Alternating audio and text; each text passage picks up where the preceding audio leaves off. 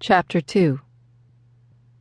For the next week, Erin tried to ignore the eyes watching her every night, but it was futile. Adrian knew exactly what to say to push her buttons. Quitter, indeed. She wasn't a quitter, damn it. Finally, Friday night she took off her bra, smeared on some cherry red lip gloss, and stomped downstairs, condoms tucked into her pocket. Adrian waited for her at the bottom with a six-pack of beer in one hand. "Finally. Took you long enough." He handed the beer her way. "Take it. An icebreaker. Invite him to the gig tomorrow." "You're weird. I thought brothers were supposed to pretend their sisters were sexless." She took the beer and kissed his cheek. "I'm your brother, not an idiot. If he hurts you, I'll crush him. But I want you to be happy. You want him, and that's enough for me." Warmth settled inside as she hugged him quickly. She'd lucked out with both her brothers. Good men. They'd saved each other after their parents had died. "Thank you."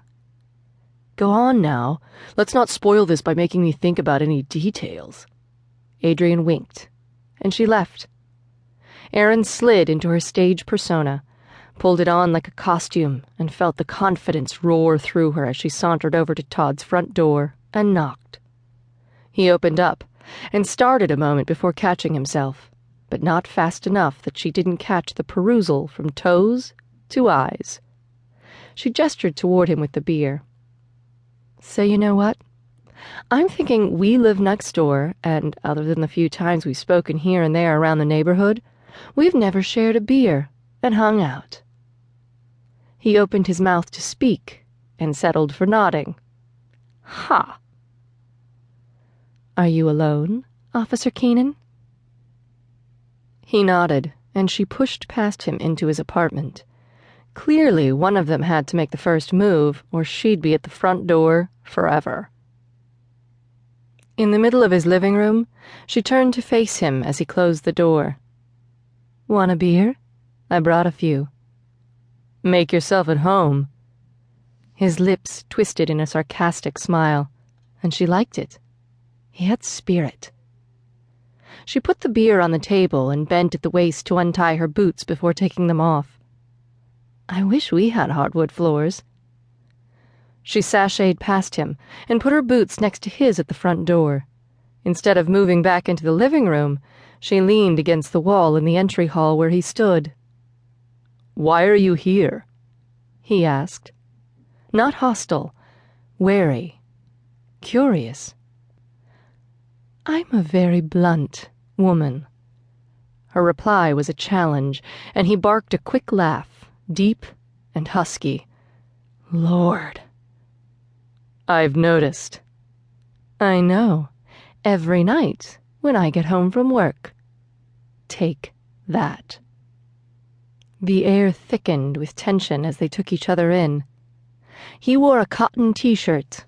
Ugh. Toby Keith.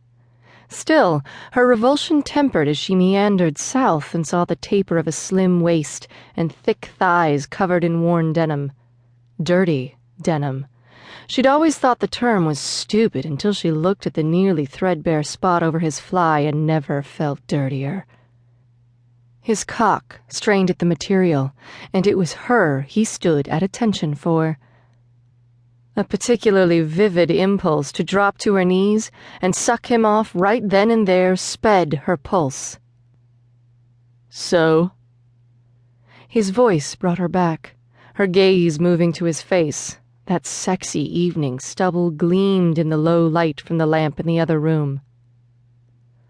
"I'm here because I want you. I think you want me too." She toyed with the button of her jeans as her nipples pressed wantonly through the material of her own t-shirt. P.J. Harvey. Probably gave him the same mental lip curl Toby Keith gave her. Good God, if they did fuck, it was going to be all teeth and nails and feral